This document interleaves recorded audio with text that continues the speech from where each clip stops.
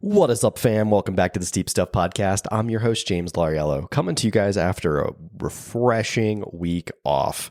It has been, I know you guys might have noticed that I haven't had a podcast out in probably about a week, not since last Monday or the Monday before. Took a nice little break and coming to you refreshed and revamped and ready to rock and roll following the holidays. Guys, I got a really exciting one for you, none other than for his, I think this is his fourth or fifth time. Well, put it this way. We started the podcast with Sean Rimmer, so we're going to end the year with a podcast with my good buddy, Sean Rimmer. Sean's coming back on the podcast. This is going to be the PT Hour Round 2 or Episode 2. We're going to be talking all about hamstring injuries and kind of those gluteal tendon issues, very common injuries and overuse injuries that athletes will have. Really excited to talk about this. Really excited to have Sean back on. These are kind of some of my favorite conversations. Just one of my good buddies, a good training partner, a good dude, and one of the best PTs, if not the best PT in the game. So really exciting to have this conversation with him and bring this one to the world. So without further ado, I hope you guys enjoy this one, the PT Hour Round 2 on hamstring injuries.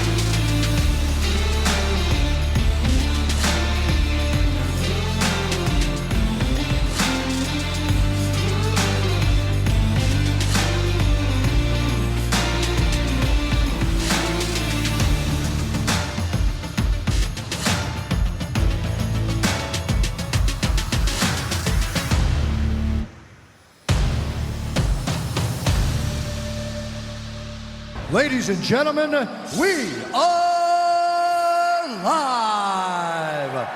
Sean Rimmer, welcome back to the Steep Stuff Podcast, my friend. How are you? Doing great, man. Thanks for having me. It's like I was just here. Dude, I love doing these, man. This is you are, I think, you're the most I don't want to say the most. You're the most. I don't know. You're the guest that comes on the most. Let's put it that way. I think this is my fourth because I was the first one. Yeah, we did 2, 3. This is 4. Yeah. Dude, I love it. This is fun. These conversations are amazing. Yeah. What's new these days? What's going on? How's life? How's I'm digging the new Arc'teryx sweater you got on. That's good stuff there. Life's going great. It's kind of the off season for the trail running side, so I'm enjoying a little bit of a mix up there, doing some Nordic skiing, heading up the gym more, really trying to focus on my practice and business. Obviously, that's something that's a passion project for me and something I'm really, excited about and coming in the next year. And then family, man. Yeah.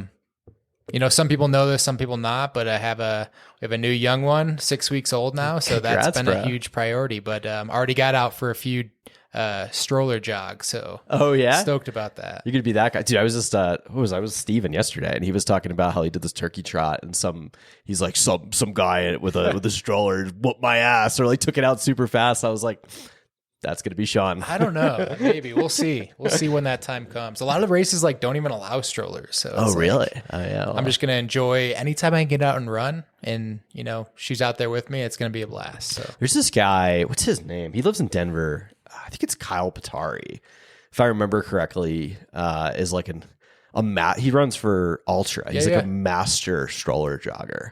Like the guy's a freak. What does that even mean? Like he's just a freak athlete with a stroller. I don't know where I saw that at or read it at, but I'm pretty sure it was that guy. There's I've seen records where people do marathons sub 2:30 with strollers. I think that is somewhere around that range is the record, which is insane. It's impressive. I feel like you never have to stop. You can just store your gels and everything you got just on the top section. There is one benefit, storage on side of things, but Yeah, from everyone I've heard and talked to about pushing the strollers, if there's any sort of incline or hill, and you don't get the arm swing action, it's totally different. Oh yeah, I never thought about that. Maybe it'll help my uphill running. Yeah, watch you get because you're already a really good uphill runner. Or you're gonna spank me the next time we go out because of this stroller. Then I'm gonna see you out there with a stroller. That's right. Oh, you know me. That's right. Let's try this out.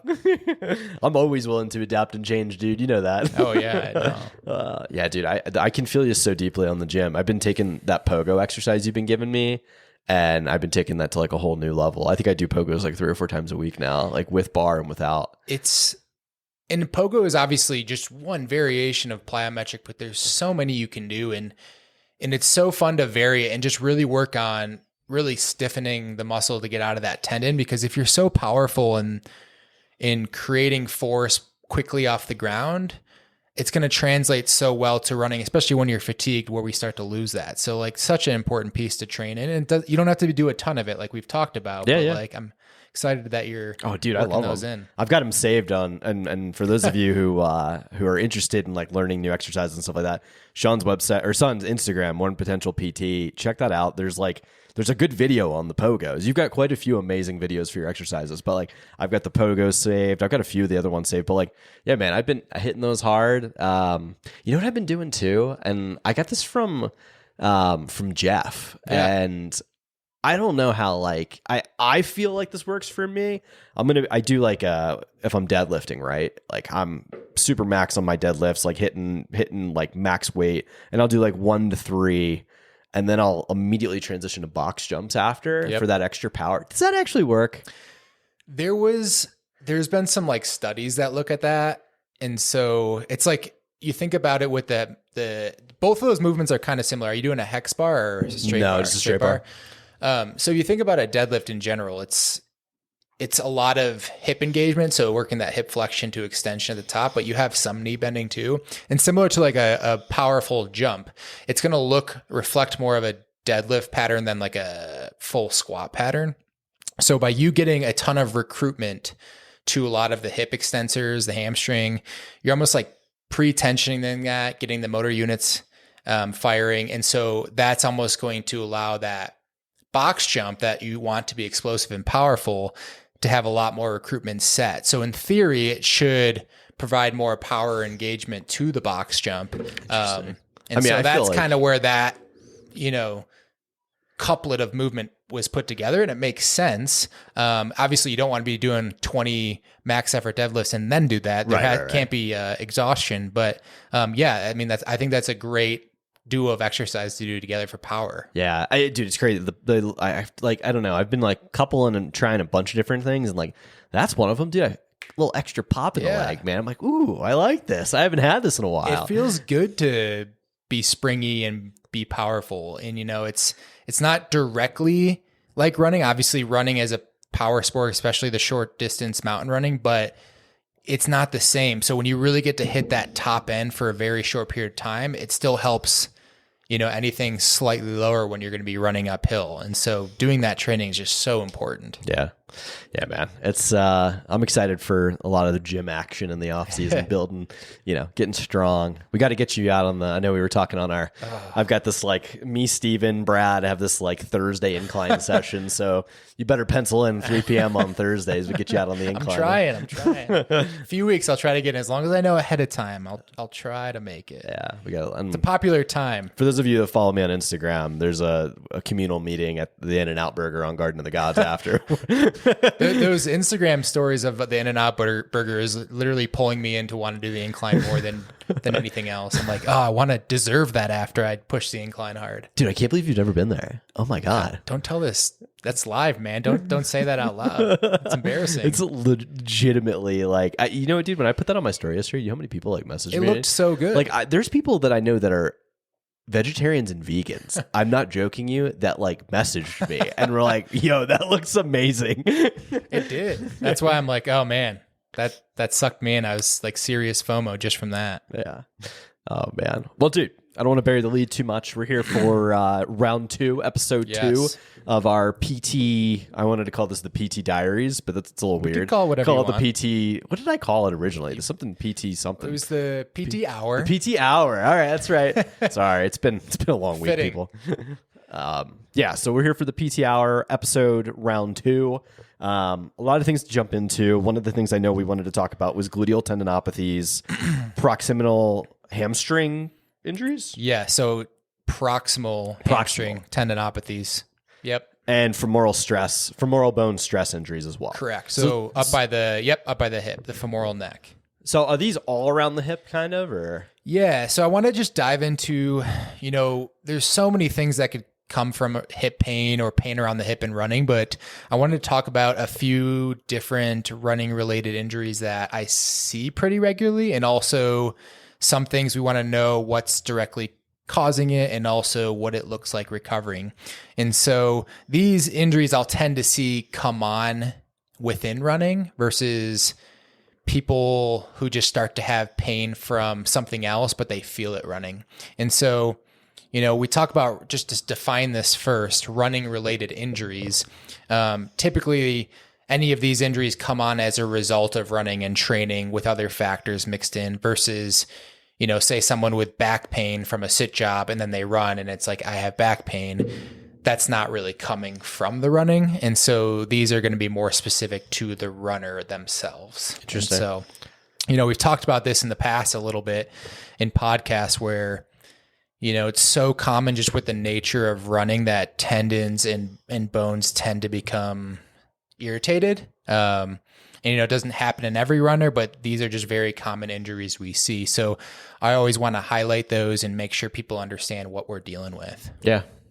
All right, well, let's jump into the first one, man. What the hell is a gluteal tendinopathy, and how do I avoid it? What does it feel like, and what do I do if I got it? So it sounds like you've never dealt with one, and that's totally okay. No. I mean, maybe. I don't know. You're my PT, so you would know.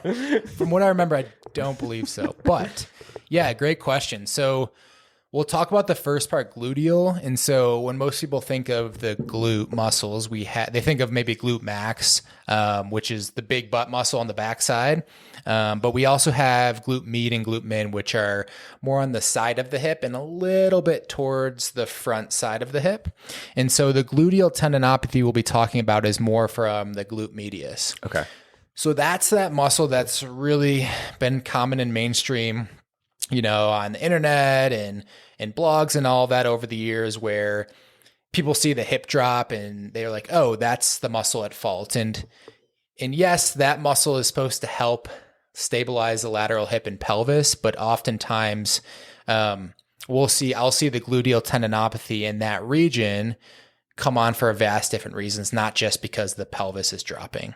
And so when we talk about the tendinopathy portion, that relates to, again, pain in the tendon. So the muscle of the glute med on the outer part of the hip attaches up throughout on the side of the pelvis bone. And then the tendon kind of streamlines into just above the outer portion of the hip. So typically when we're seeing pain in this region, it's very focal, right? Tendinopathies are usually going to be right in the area of the tendon. We're not going to get pain radiating anywhere or stemming from a different area. And so that tendon on the outside tends to get irritated and overloaded from training, from biomechanics, from a lot of different factors, and causes pain in that typical area. And so that's typically what we'll see. Now, I'll typically see this more in females. That's just tends to be the nature of things, but it doesn't mean you can't get this being any gender. And I'll typically see this in kind of that middle-aged to older female, so anywhere from 40 to 65. There's been research to show that it is more common in perimenopause women, which again, kind of around that age anyways. And so those are always factors that come into play when we're looking at and diagnosing things. Interesting. So if I'm starting to feel it, where am I feeling it and what am I feeling? Yes. Is it sharp? Is it dull? Jump into that for me. Yeah. So if we think about like an assessment for these injuries, I think that's an important question I'm always asking, right? What are the nature of symptoms, right? And to be honest, everyone's subjective complaints can be different. So I've had people say, hey, this feels like it's more of just an ache. I've had people say tendinopathy is burning, and then I've even had at times where it's things are maybe more irritable, that it can be sharp. And so that's something I always tend to take with a grain of salt, because it's not always like it's a ache, it's not a burn. Yeah. It can vary. And so the location is key, right? We want to know, is it within the area of the tendon? Because if someone has pain in, the front of the hip, I can almost guarantee it's not going to be glute medius tendinopathy. And so the location's really key. When we talk about behavior of symptoms, that's more of like, how does it act throughout the day? How does it act with running? Those are going to give me a big lens into any type of tendinopathy. And so rule of thumb with tendinopathy behavior, typically in beginning of the run, when you're not as warmed up, things maybe feel more irritable, more stiff. And then we'll typically start to see something called like a warm-up phenomenon, where things may become less irritable or pain may even go away. And sometimes throughout a run, that can be like that until the end. Other times we'll see, again, pain a little more stiff in the beginning, warms up, but then gets more irritable at the end. And again, similar phenomenon, we get that up and down swing. Rarely, though it does happen, things progressively get worse, but depending if it's like a tendinopathy that's really irritated, that may be the case, but usually it's not. It's more of like that warm up period. And then otherwise with tendinopathies, I'll typically see like first thing in the morning, or if someone has been like sitting for a while and they get up, it's like, oh, that's really stiff and irritated. Interesting. And then they get moving around and things warm up. Now, when we get into talking about bone again in a little bit, that's different. And so me trying to understand that behavior of symptoms really helps to give a lens into, again, really what tissue it is, and then also the severity, right? Yeah. And the irritability of it. And that's going to help us dictate what we need to do for adapting training load and then treatment strategies. Do you see this flare up more in like, I don't know, like runners running steep stuff, or pun intended, or like flat stuff, marathon runners? Like what type of like modality athlete do you see this flare up in more, or does it even matter? That is the $1 million question. For this type of pain, it doesn't really matter. What I will say, common trends I've seen is, again, so many times we talk about like training error, where if we look at two main things, right? Think about like any tissue injury or tissue irritation we have, like, are we going above load capacity too much? Mm-hmm. And then we're not allowing the recovery, or are we increasing too much frequency or duration of training more than the body's prepared for? And not that the tissue is at fault, but it's more of like, hey, there's just a capacity issue, or that we're just doing too much basically, and we don't allow the recovery, and then we get in this pain cycle. And what happens when we get in that pain cycle, then that threshold that was once higher is now lower. So things that like going down the stairs, going for shorter runs, we start to feel more irritated in these areas because we're just keep pushing into that. And that's where, my expertise or someone else's come in, when they're listening to all that history with people and understanding their training and understanding them as humans, that we can start to make changes to their training and maybe make changes to increase capacity in that muscle group in the gym or in that region, and build that threshold back up, so then we can get them back to their previous baseline of doing more and tolerating more. Right. So to answer your question, for this type of injury, not as much of, hey, it's an uphill, downhill. It's more of just like a, overload type thing. Interesting. Okay. So overloading. What if what can I do in the gym to like help prevent something like this? Like, what am I doing lift wise? So as runners, that's the lateral hip is a really important area, I think, to be strong in. That doesn't mean you're not going to get pain, but I think if you have more capacity there, then it's going to help. So there's a million things you could do, right? I tend to like getting people upright, right? So working that lateral hip, but being in a standing position. So I'll do a lot of, slow walking march carries, where people do a heavy kettlebell or dumbbell in one hand. So say if we're working the right hip, and we hold the weight in the other hand and we do a slow walking march, it's going to challenge the stability of the hip on the other side. And it's also kind of a functional pattern to runners. So I really like that variation. And then I'll also get people doing barbell marches too, where we even get more load on the backside and then also do some sort of weight shift march pattern. And then the other thing I like to do is a barbell or a Smith machine lateral toe tap, which is basically up tall, you have a slight bend in the hip and knee because that's going to relate to maybe running where we're not just totally upright. And then the other leg slowly taps out to the side and then comes back. So we challenge a lot of things in the leg, the stability at the foot, the quadricep, and then the lateral hip from any big changes in movements. It just helps prepare the tissues a little bit more for those specific positions. Interesting. Yeah. What was the type of carry you showed me? I still do these to this day. 25s to like 50s in each hand. Yeah. And it's the big step with like one leg. Was that when you were on the balls of your feet? Yes. Yeah.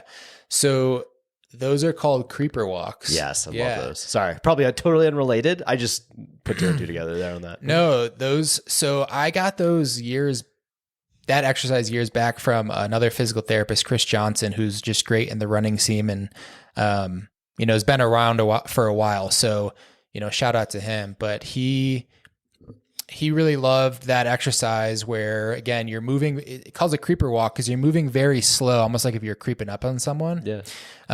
But we're towards the balls of our feet with a bent hip and bent knee. So we really get slow, controlled, heavy loading to the plantar flexors, the quad, and then the hips. And then obviously carrying the external load, it just, helps raise the capacity in those tissues, but it's pretty safe too because it's slow moving. And obviously you can just put the weights down if you need to. Dude, I do those religiously, by the way. It's a great movement. It is a great movement. I like to mix it up. I like adding those in. And if you haven't tried them, try them out body weight first and you can try adding some weight too if you feel confident in the movement. Super legit. All right, so what do you think about gluteal tendinopathies? Is there anything we missed on those or? I think that's the main gist. I think the biggest thing to note, and we'll talk about the proximal hamstring tendinopathy too, is it's okay with these types of issues, especially if it's diagnosed and we know that's what we're dealing with, it's okay to keep running, right?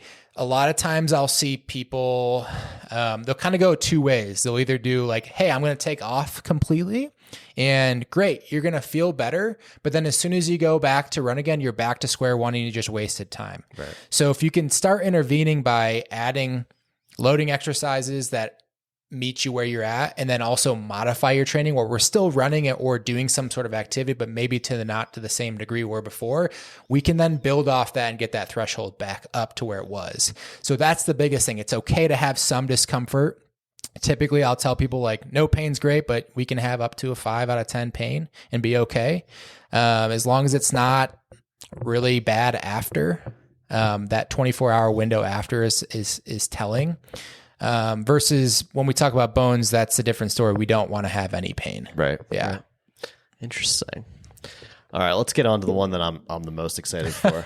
my favorite one, the old hammy, the proximal hammy. Yeah. Yeah, dude. This one's good. Yeah, it is my favorite. These can be tough with people too. I see these a lot, especially out here because these tend to come with people doing a lot of uphill and steep uphill. So, my favorite. Watch out, James. So we talk about the proximal hamstring tendinopathy. So the proximal means closer to the center of the body, kind of near the pelvis, right? Versus distal would be further towards the feet. And so we talk about that proximal hamstring tendon. That's going to be closer to our sit bone of our pelvis, our ischial tuberosity, versus the knee. That's more of the distal insertion. And so this is going to be typically people are going to have that posterior or backside buttock pain or just below the buttock pain. It's typically going to come on with running, and usually I'll see this with spikes in uphill running. Okay, interesting. Because if you think about it mechanically, there's this tissue gets stressed more when we have more degrees of hip flexion, which is the thigh becoming closer to the trunk, and trunk flexion, which is the trunk basically moving forward. So think about when you're going uphill, up steep things, the incline, some of the local peaks. Because of the steep grade, you got to have kind of that forward lean, and you're putting a lot of force through the legs, especially the hamstring and glute, and that tissue can tend to get irritated. Now, the unique thing about the proximal hamstring is this tends to be more of a compression-based irritation. So the tendon, thinking of it as like a very thick band of tissue, though it's being pulled upon from the muscle and force moving uphill, it's the compression of the tendon being pushed against the bone as we're bending the hip and the trunk forward. That's almost what irritates it more. Interesting. And so, similar to the gluteal tendinopathy, we obviously want to rebuild capacity again in that tissue to help raise its threshold so it can tolerate more, but we also need to tend to modify training. So typically that means running's still okay, but usually it's going to be less uphill, so flatter, even some downhill running, and typically slower running too, because running with faster speeds just demands more out of the hip and more out of the hamstring in general. And there is a potential risk that can pull and compress more up at that insertion point. Interesting. Yeah. Do you see a lot of these pop up in athletes like just before they're getting ready for like the ascent and stuff like that? Is that where is a busy season? I'll typically see it kind of in the summer frame because that's when people are typically doing more uphill or training for a big race. Yeah.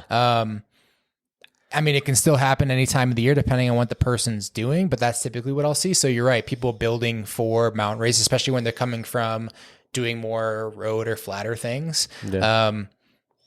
Also just how people tend to run their position. If people have a ton of forward lean when they're going uphill, that's going to put more load through there too. And if they don't have as much capacity there and they're doing a lot, things start to get irritated. Right. So those are big things we look at as well. What do you recommend? Because like I do a lot of RDLs. I do a ton of RDLs after like some of the issues that I had with like hip flexors and stuff. But like, do you recommend like good mornings, RDLs? Like what do people do for these? Yeah. So when you think about, again, the hamstring, when you think about popular exercises, you think about hip flexion extension movement. So RDL, basically more a hip dominant movement versus maybe like a hamstring curl, or like maybe people doing the hamstring slider plates on the ground. That's going to be more knee dominant. So depending on how irritable the tissue is, we may start with something that's not doing as much bending at the hip and trunk, because though that's the area we want to get loading again, that may be irritable at first. So maybe we start with something more at the knee or more isometric. Interesting. Right. So isometrics are more of a load of the muscle tendon unit, but in one position. So we're holding it. And so finding a position that maybe feel better to them.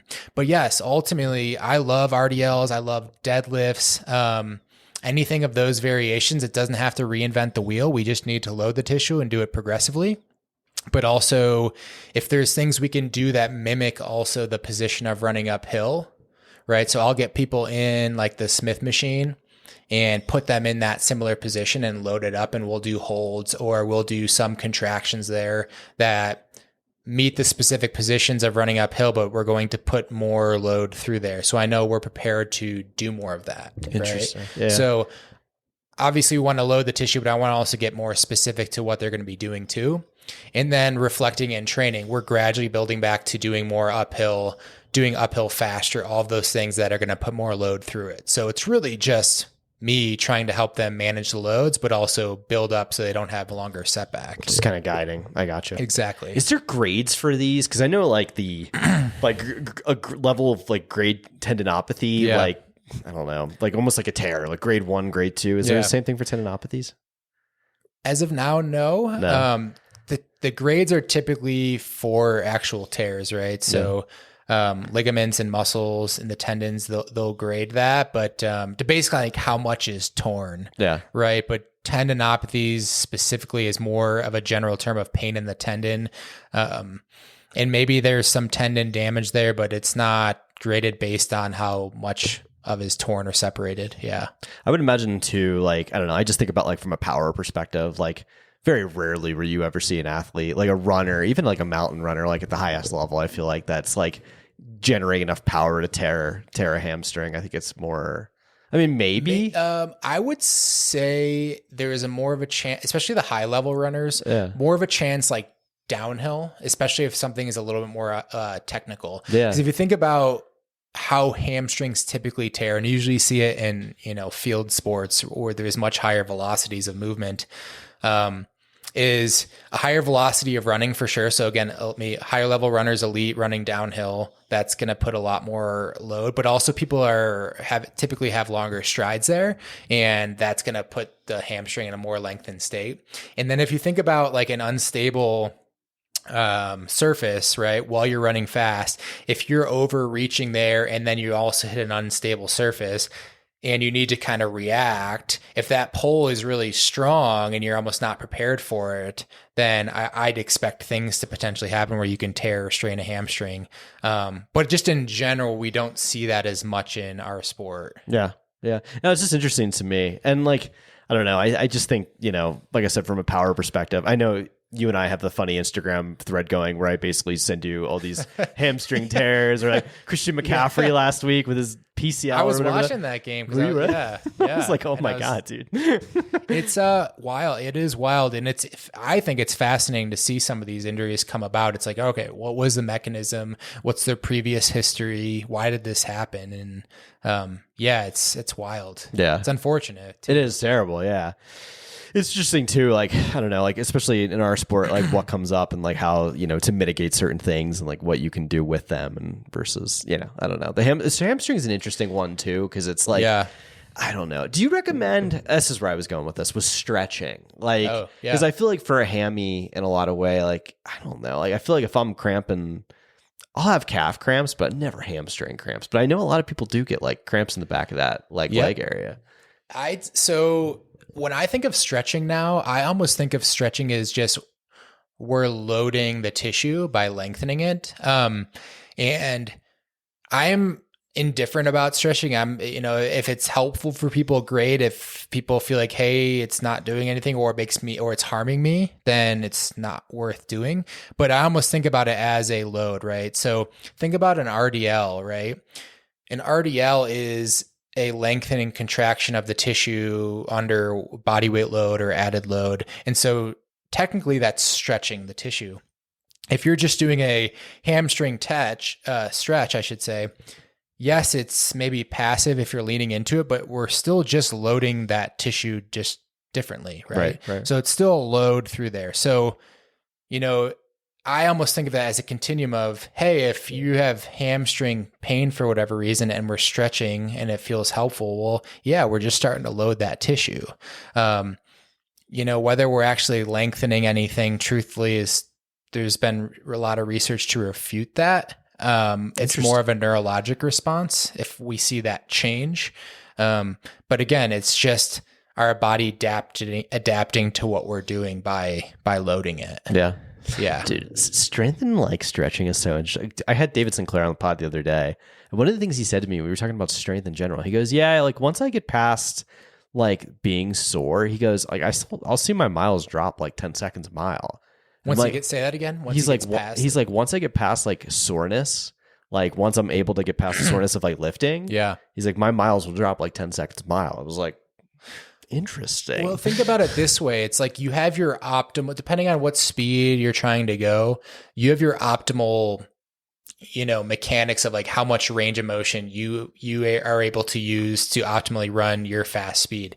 And so if there's some soreness or a little more stiffness, that may change our range of motion we have at that time, but it also may change how much motor recruitment we have at that time too, because of things being sore and you needing that recovery. So, you know, it makes sense. I when I'm really sore, I do like to do some sort of active mobility or stretching to make me feel better moving, but I'm not someone who is deliberate about, you know, a stretching routine or anything particular like that. Cause for me, I don't see it worth helping me that much Yeah. to make it worth my time versus like a strength training program. Interesting. Yeah, I don't know. I'm fascinated with the hamstrings, dude. Like what a cool. Oh, it's such cool an area. important muscle group that, you know.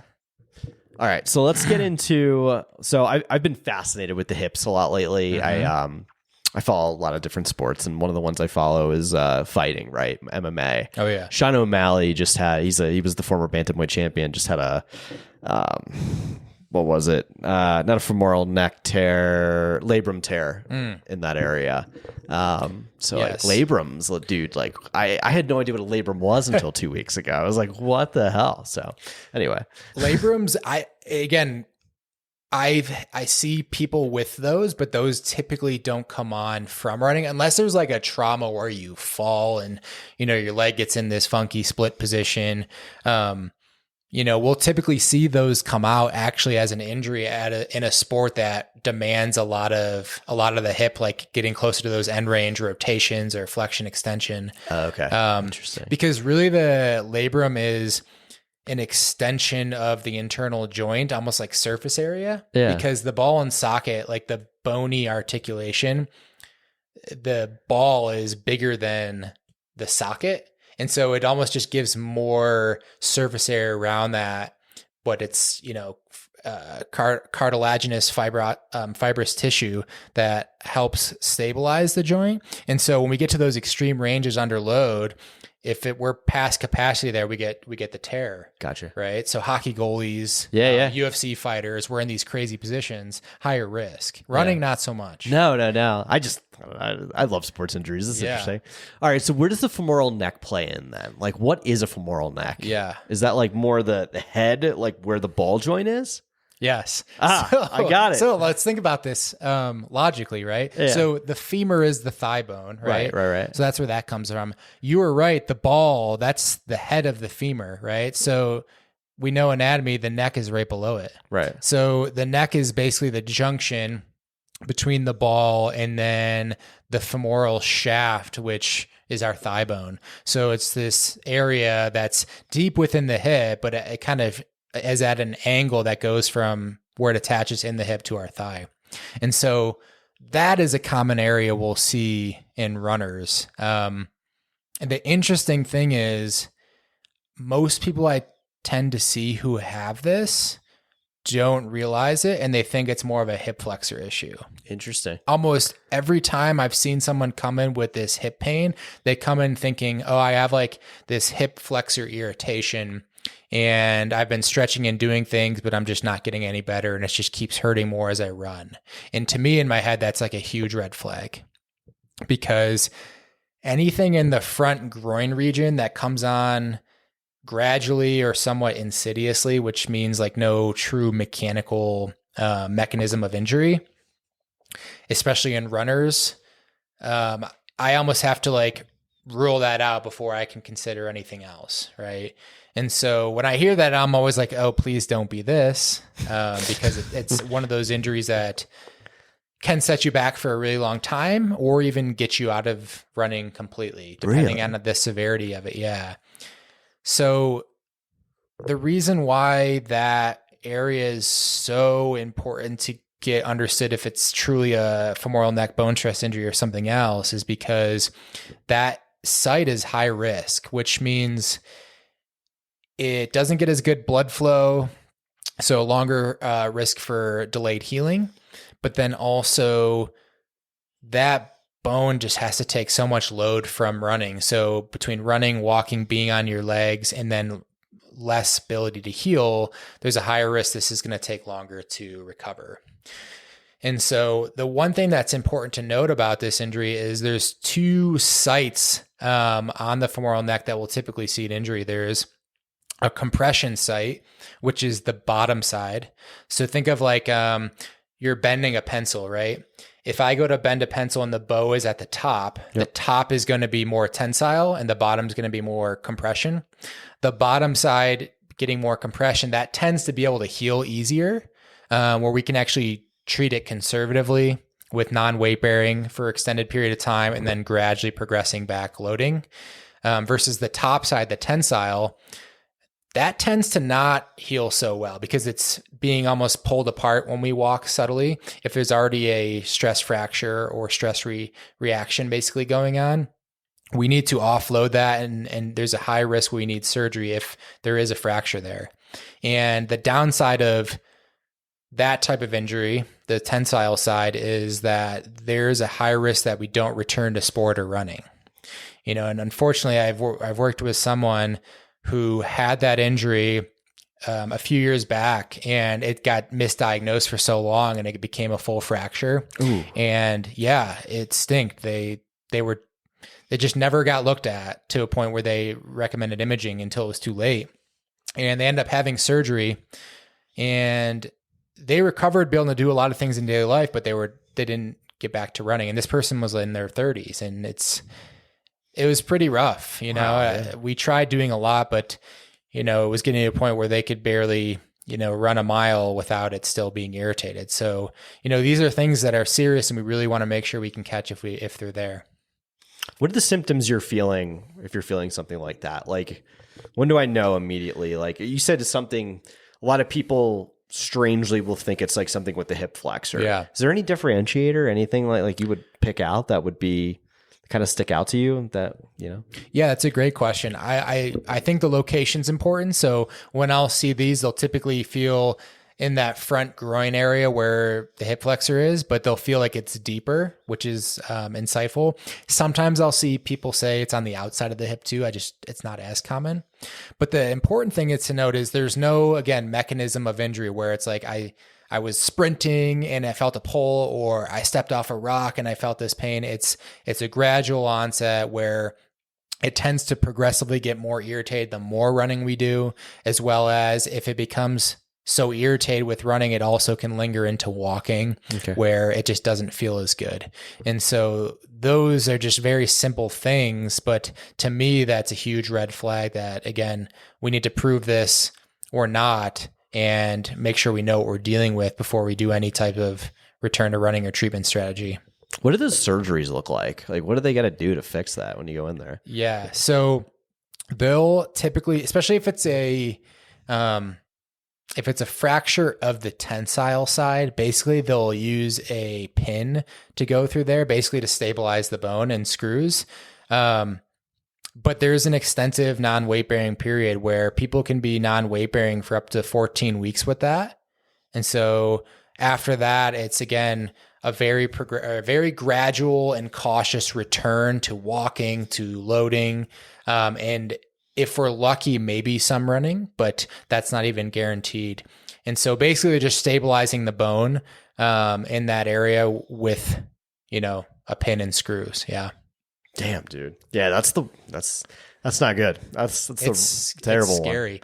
One thing I'll say though that I didn't mention, and we've talked about this a little bit in the past, but if this is an injury we're concerned about, we almost always have to at least discuss symptoms of red S, which is again that relative energy deficiency in sport, which is related to a low energy availability. And so, what's going on nutritionally, what's going on with menstrual cycle, how our energy levels, all of those things, because any bone around the hip, pelvis, spine, anything more proximal has a higher degree of what we call that trabecular bone, which is more hormonal, right? It's more sensitive to energy levels, and it's got a higher, it's going to basically our hormone changes are going to have a bigger influence on that versus higher levels of cortical bone. So think like our tibia, our femur, our metatarsals, all those. So when we have that stuff going on, we almost like, that's where I'm talking about it with them about what's going on nutritionally. If I'm, referencing them to a dietitian or, sports med doc, all of those things, because if we're not touching on that, then there's a high risk of this returning again, no matter what we do. And these injuries need more of that team approach, because if we're not touching on that, then I'm doing them a disservice. Yeah. Do you see a lot of them?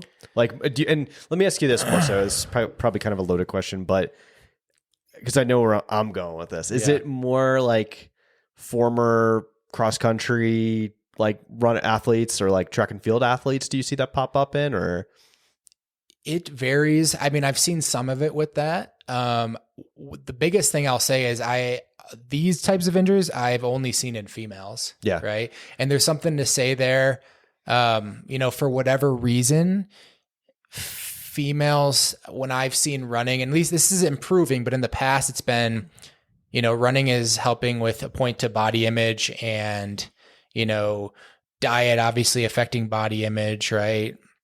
And what types of diets are important to note. So, vegan, right, where maybe you're not getting as many total calories or carbohydrates in. Yep.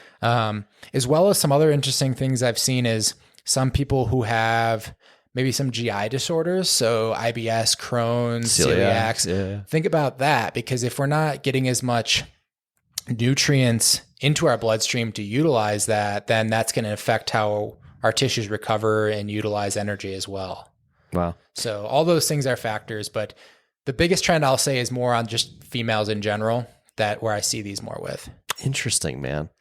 What a crazy injury. What a terrible one. It stinks. And I hate ordering imaging for this, but I know it's essential because MRI is really the gold standard for us to know what we're dealing with and what degree of injury it is. But I hate when I get results back that says it, because I hate having that conversation with people. Yeah. But it's, if we think about it in the long run, it's the best thing we're finding out. Right? Yeah. No, for sure. And hopefully, depending on what type it is, whether it be tensile or the other one, compressive, yeah. that you can kind of, hopefully at some point in time get back to running. Hopefully. That's always the end goal. Yeah. Is there anything you think we didn't hit with that? I don't think so. Those are just some big injuries I see. And I think, again, important to differentiate. The only thing I would say actually is with the bone stress injuries, and I've talked about this in the past, is when we know this is what we're dealing with, and that's why it's helpful if you are dealing with pain sometimes to see someone if things aren't getting better, because if this is something more concerning like a bone stress injury, it's better to get things checked out and ruled out versus continuing to do things on it. But bone stress injuries of any degree, we really don't want to have any pain with, because we're just doing more harm than good in that situation. So if we have any sort of pain with walking, we need to be using crutches or deloading. If we have any pain with running, we really shouldn't be running. So that's the biggest differentiator. And once we know that's the injury, we need to be pain-free with all activity. Gotcha. Yeah. Well, dude, we hit, I kept you on time. You're 45 minutes on the dot, baby. Nice. And I've answered all of the questions in the past too. So I'm impressed. Until you get new questions at the end of Bigfoot or aliens. Did I ask you about AI yet? Maybe. I can't remember. You may have. Probably. Did you give me your walkout song? See, it's funny. Like we're amigos, so like I like forget. I blur the lines because I see you way more than you're on. Like you're on the podcast, but I see you a lot more than that. Like I'm gonna have to think about that one. I definitely don't have a definitive answer on a walkout song, although I wish I did. Dude, how are the Bills doing this year? Are they any good? All right, I will say this, and you heard it here first. I've said this before, but I think this is the year. This is the year. I'm going to listen back to this in a few months from now once they're in the Super Bowl. I have a feeling they're going to be there. Okay. I'd love for them to win. I hope they do, but I just have a feeling they're at least going to be there, and it's going to be insane. Are you going to throw a Super Bowl party? I'm going to do something. All right. I'll be looking forward. Looking forward to that. I'll bring the beer. Actually, you heard it here first. Outside of the Super Bowl party, I'm planning a 1-year pod party, dude. Now that we're going to be in the new house. Just after the Super Bowl. Because you started started in March, right? It'll be like March 15th, something like that. Oh, that's going to be awesome. I might push it to April. Okay. There will be kegs. It will be fun. Well, hopefully I get the invite. Oh, you will. You will. You were episode 1. Dude. You're episode 1, and I think you're 51. I can't remember. What are you at now? Actually, dude. We're zeroing in on 100 by March. When we hit the 1 year, it'll be 100. That's insane. That includes like everything, all the race previews, the whole shebang. But dude, like, just congrats to you, because I've heard about this since you started talking about it in the beginning until now. And it's just amazing, the growth and the energy you've put into this, and it shows. And, you know, I think when I listen to podcasts or any type of media that promotes something, you can sense the people who really care and have this as a passion project versus, you know, this is something I enjoy and I want to put energy in it, but it's different when you go all in, and you're going all in with this, and it's awesome. Oh, dude, thank you so much, man. I appreciate it. I love the synergy because, you know, we've got the Run Potential PT.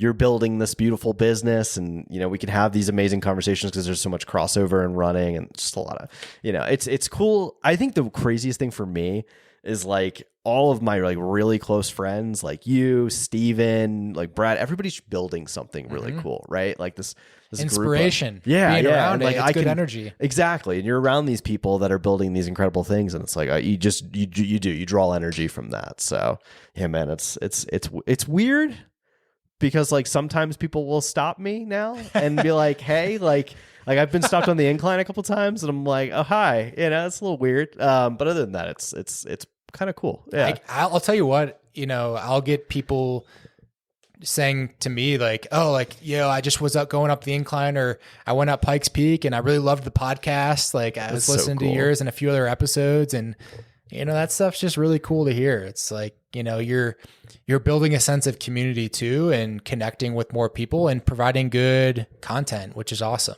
Yeah, no, it's amazing. I'll give you a quick stat as of today. Hold on. I'll give you this is not too many people know this.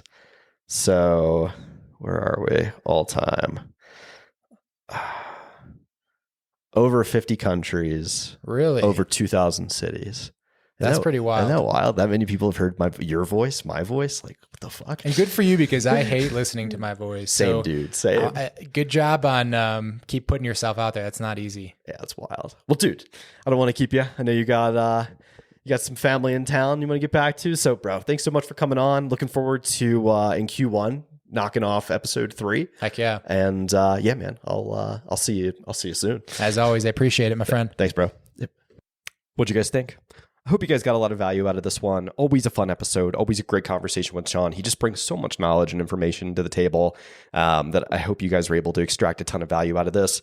Like I said, the whole point of this series is to be able to bring you guys some value and help you guys understand and identify different overuse and tendon and all different kinds of injuries that you guys might be popping up, especially now that we're in the off season. People are probably doing less loading, a little bit less, and maybe doing some high intensity stuff. And when you do that, it can definitely bring in some overuse injuries or some just bring new injuries to life. So yeah, guys, if you happen to be experiencing any of these injuries or are looking for a PT, if you are interested and you happen to be on the Front Range area, definitely give Sean a shout out. His website is runpotentialpt.com. He also can find him and just shoot him a DM on Instagram. That's going to be at Run Potential PT. His name is Dr. Sean Rimmer, PT, DPT, OCS. The guy's got a lot of letters after his name. He's a very accomplished dude. So yeah, definitely one of my most exciting episodes. Definitely love hanging out with Sean and looking forward to doing many of these in the new year. Guys, this is the last episode of 2024. It's kind of wild, kind of crazy. This adventure has been a really fun one. And I'm definitely looking forward to all the exciting things around the corner, not down the corner. Jesus. Around the corner that we'll be able to bring you guys in 2025. So stay tuned and we'll continue to be covering this great and amazing sport. And yeah, actually this Friday, I got a dope one coming out for you. But I'm not going to tell you who it is because it's an exciting one. So yeah, guys, Happy New Year. Enjoy. Party hard.